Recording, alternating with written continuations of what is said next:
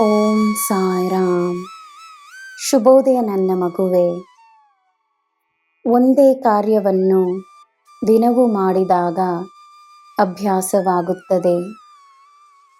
ಕೃತಜ್ಞತೆ ಎನ್ನುವ ಅಭ್ಯಾಸವನ್ನು ಮಾಡುತ್ತಾ ಬಂದರೆ ಜೀವನ ನೀನು ಕೃತಜ್ಞತೆಯನ್ನು ನೀಡಲು ಹಲವಾರು ಕಾರಣಗಳನ್ನು ನೀಡುತ್ತದೆ.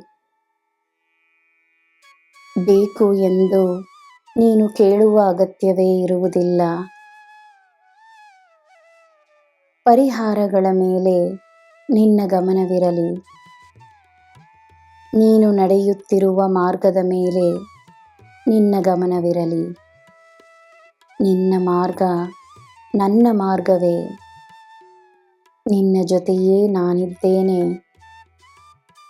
ನಿನ್ನ ದಿನ ಶುಭವಾಗಿರಲಿ. ಸರ್ವಂ ಸಾಯಿಮಯಂ. ಜಯ ಸಾಯಿರಾಮ್.